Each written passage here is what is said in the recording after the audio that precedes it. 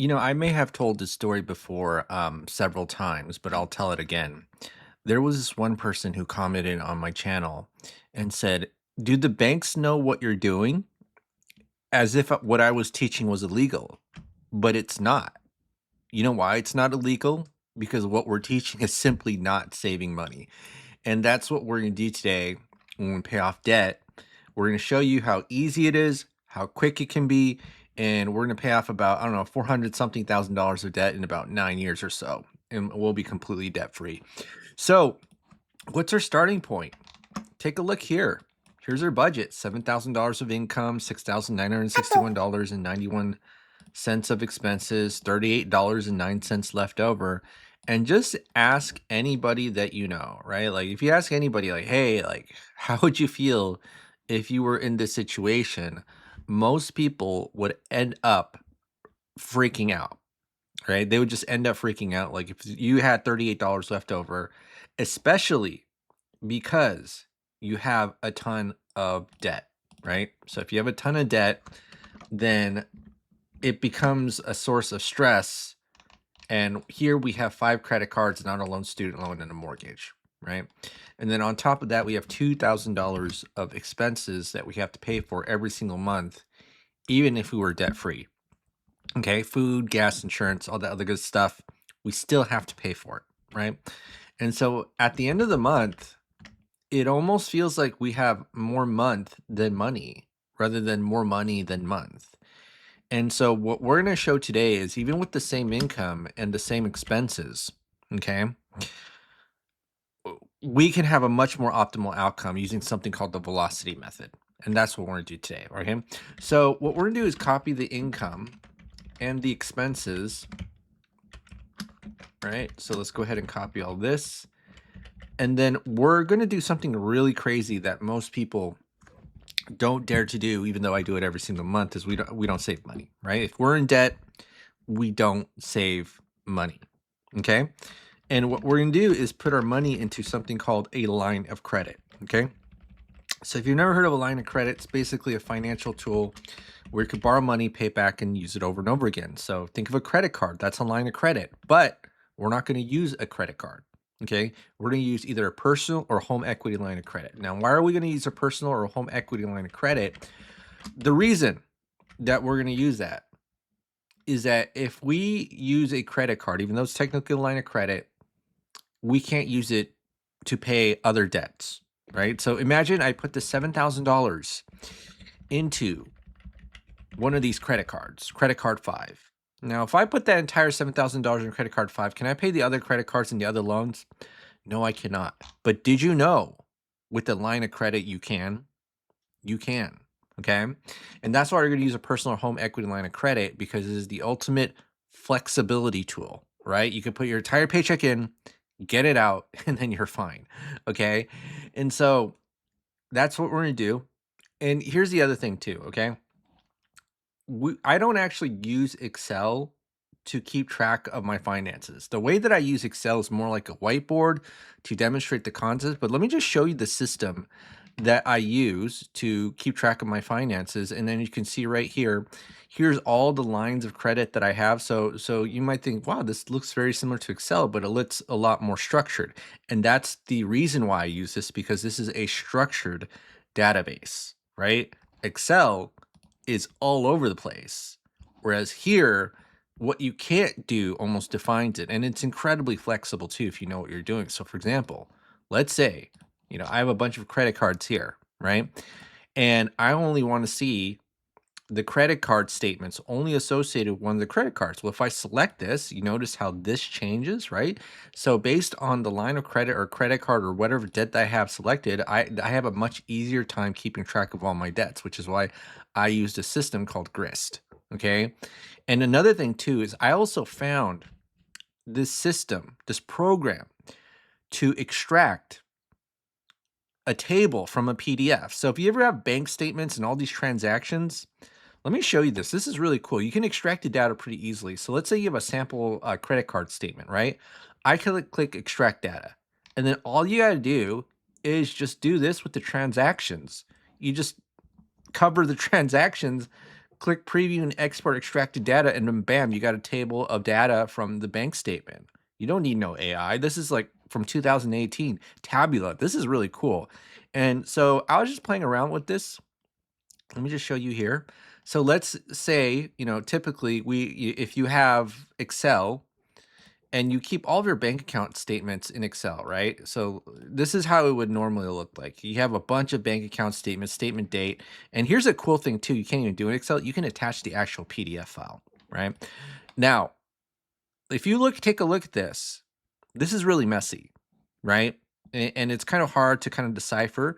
But you know what the cool thing is that here you can almost keep track of the data in any way you want.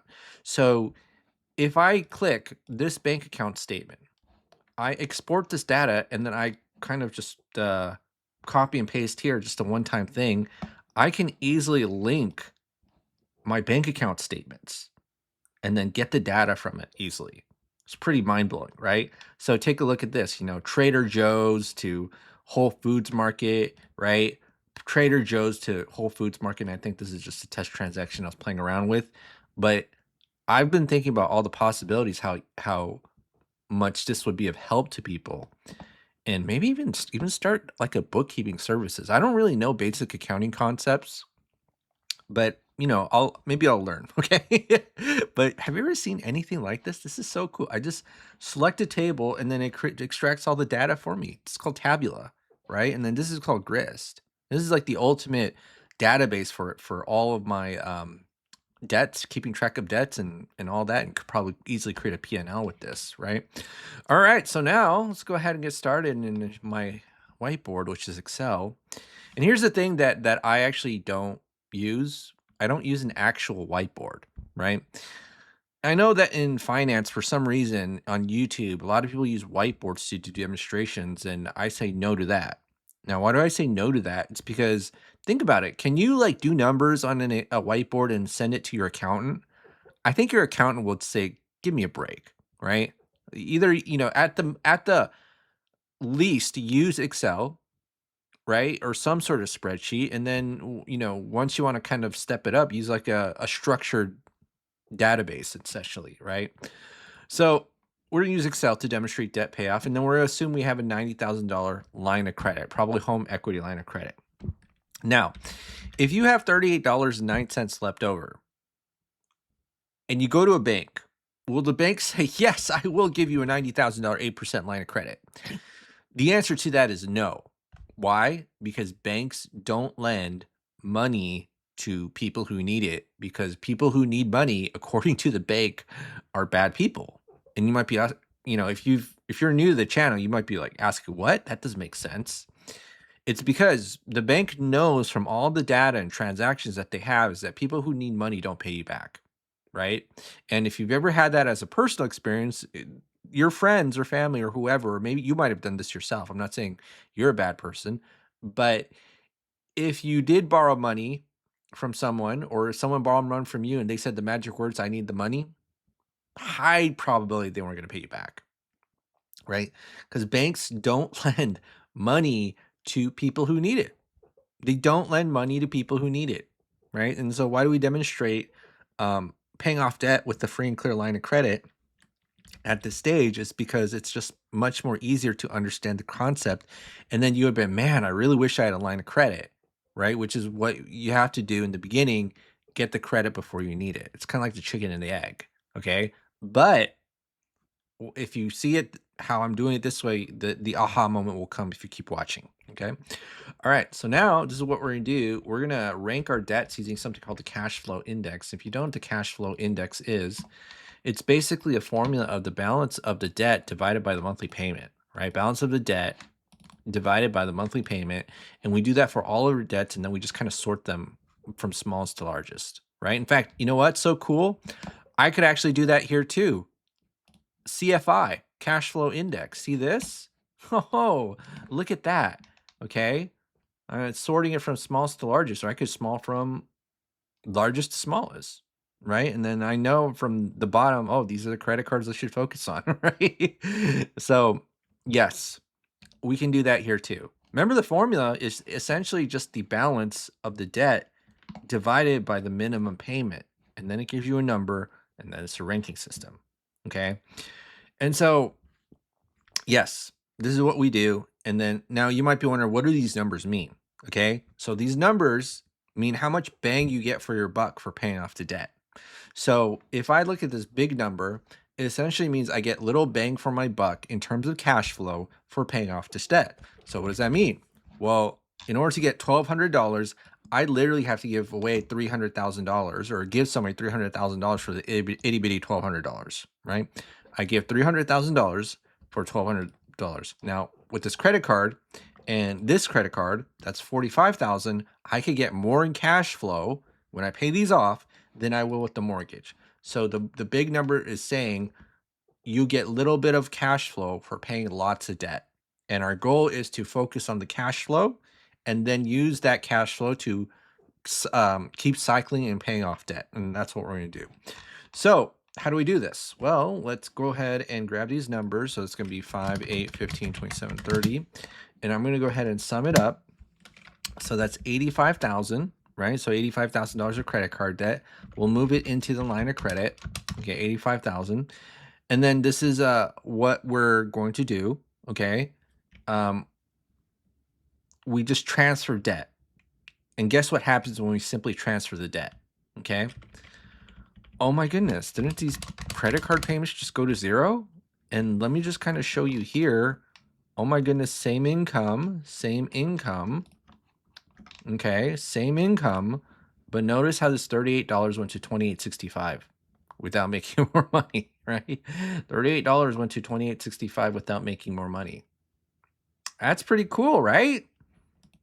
You know, this is the part where people might think, is this illegal? Am I doing something wrong? No, you're using the tool as intended, which is that the line of credit allows you to easily move money in and out without any trouble, right? And then you somehow increase this cash flow from $38 to $2,865, $865.59. Okay, and then the final step is that you put your entire paycheck into this line of credit, take our expenses out, and then rinse and repeat over and over again, right? 7,000 in, 4,000 out, 2,800 over and over again. And I'm going to go ahead and do this. So G2 plus H2 minus 2865.59. And then what we're going to do is take the average daily balance, multiply it by the interest rate, and then divide by 12. And then you can see right here, okay, 557.11, right? So this is the interest we have to pay. And then what we do is when we put our entire paycheck, the $7,000, and the minimum payment is around this, we're always going to be able to make the minimum payment, right? And not only that, it lowers the average daily balance. So the interest is based on the average daily balance. So putting that entire paycheck will lower the amount of interest that you pay, right? So we're going to go ahead and keep doing this. And I'm going to go ahead and copy and paste, and we'll see when it gets paid off. So we'll see that in month 34, right? Month 34, this is all paid off, right? Month 34 is all paid off. So 34 months. And then that's going to be 85K. 85K. All right. Okay. So now, wasn't that easy? I feel like I just breezed through this. It does feel a little illegal, doesn't it? But it's not. I'm not selling meth. Okay. I'm not selling. I'm just showing how to pay off debt using Excel. Now we have the next three loans right here, the auto loan, student loan, and the mortgage. And guess what we do here? We just put this in our loan calculator and see what the current balance in the loan is. And then, you know, here's what most people would do. They'd focus on the student loan, which has the highest interest rate. And that's what we're not going to do, right? We're just going to follow the cash flow index formula. Okay, relatively easy cash flow index, right? So same thing, you know, balance of the debt divided by the minimum payment. And let me just do this right here. Actually, you want to see something really cool? I'll show you something really cool. Yeah. So let me just kind of show you this. So let's say I'm selecting Chase Slate, right? I'm going through all my lines of credit, and then I just want to see the statements associated with it. And I showed you how previously you could have like two tables next to each other. Another thing you do is just click right here on top, bam, and then you see all the statements associated with the line of credit or the credit card you selected right here, right? Isn't that cool? That's really cool too. I'm telling you. I think you know, future bookkeeper might be in the works. I need to take a class because you know, accounting is pretty complicated, right? Like there's a lot of stuff that you know, you look at a tax return and I'm like, oh my goodness, what is going on? Right. But again, as a bookkeeper, it's actually one of the most unregulated professions in the United States, unlike you know, actual accounting or law, right? You don't need a license to be a bookkeeper. So it's kind of like their strength and weakness of that profession. But anyways, I'm just rambling on and on. All right, so now why do we focus on paying off this 4% loan first? It's not because we're focusing on that it's 4%. It's more about the cash flow that we're going to get for paying off the debt. So we pay off 10 grand, we get $400. We pay 30 grand, we get 464. So obviously from a cash flow perspective, it makes more sense to pay off this debt, right? This 24, right? Remember the cash flow index order, okay?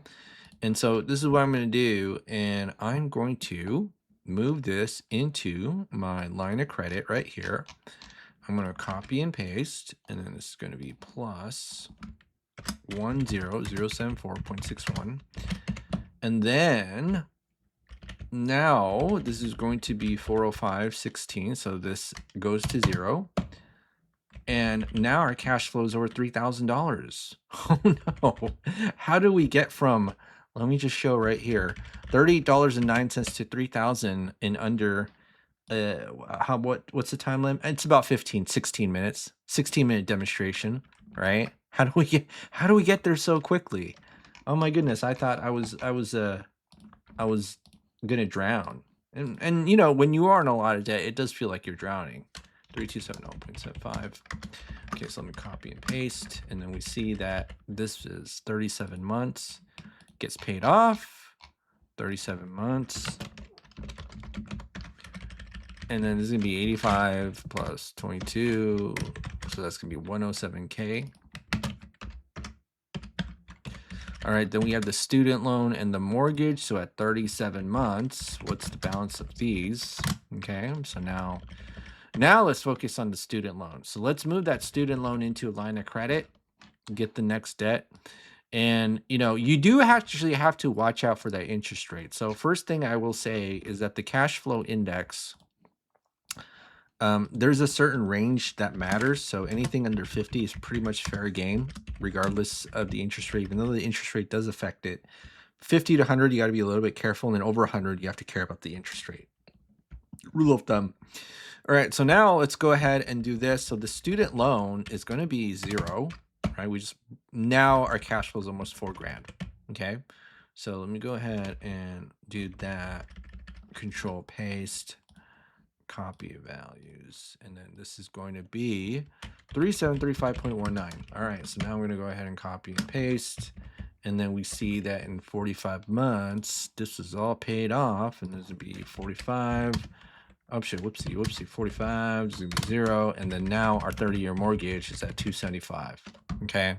And yes, I do this usually under 30 minutes. It's very rare for me to pay off debt in less than an hour.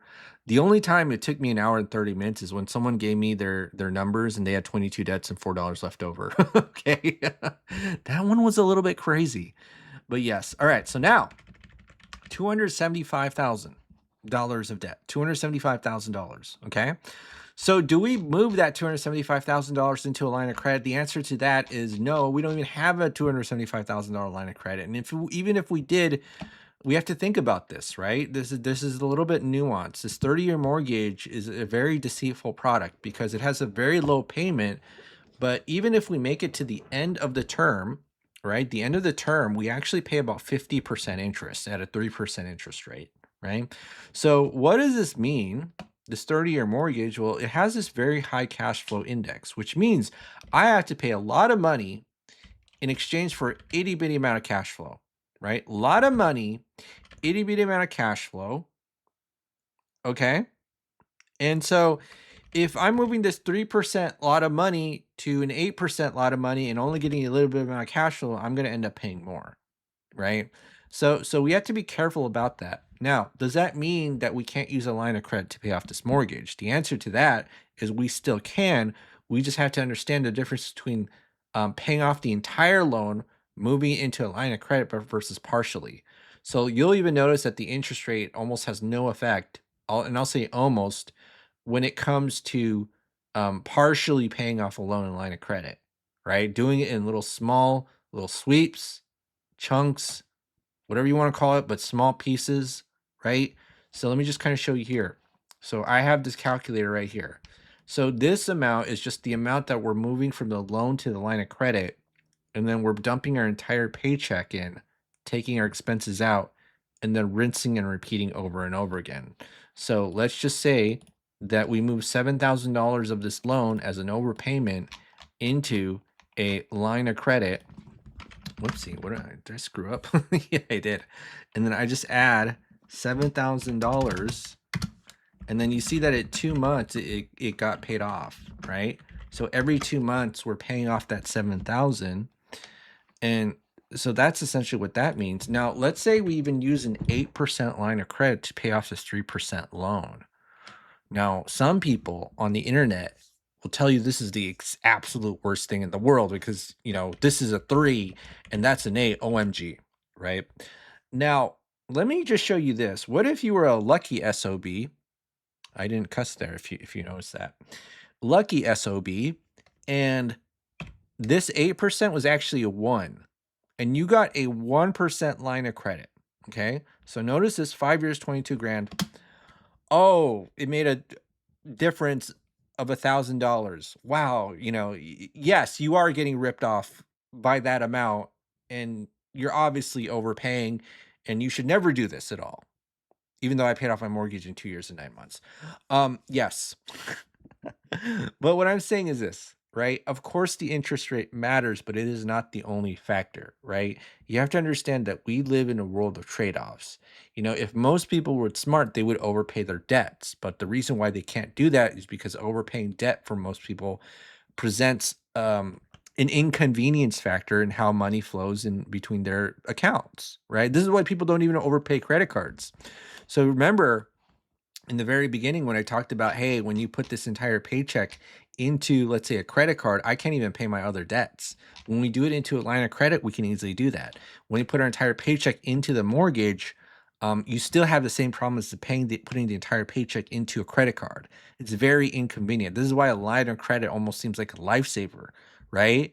So don't discount the power of the line of credit. Now, given that this is your last debt, yes, you can directly overpay, but I kind of think of it as, don't discount the method that got you there to the very end. It's kind of like saying, hey, I've been driving for 20 years and never got into an accident, and I've been wearing a seatbelt for 20 years. Don't ever think, well, I should stop wearing a seatbelt because I'm pretty sure that's how people screw up, right?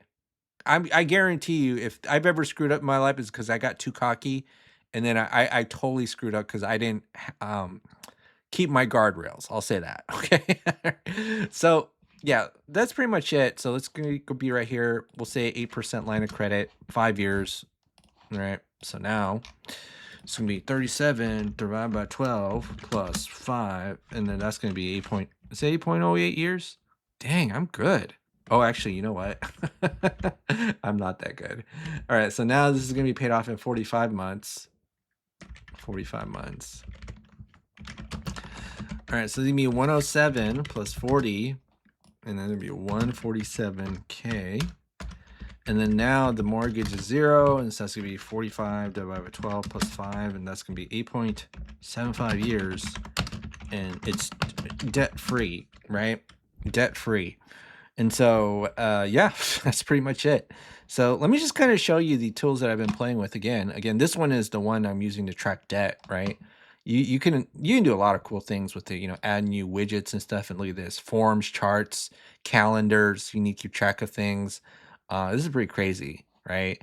And then you can have like dashboards and stuff. I'm keeping it simple. I'm just doing everything in almost like in a spreadsheet like style. But the way that you can link data together is so crazy, right? You have your lines of credit, and then like I select a line of credit, and then I select my line of credit, and it gives me my statements, and then I can read my statement because it's all I don't have to log into the well, actually probably do have to log into a bank once a month when the statement comes out.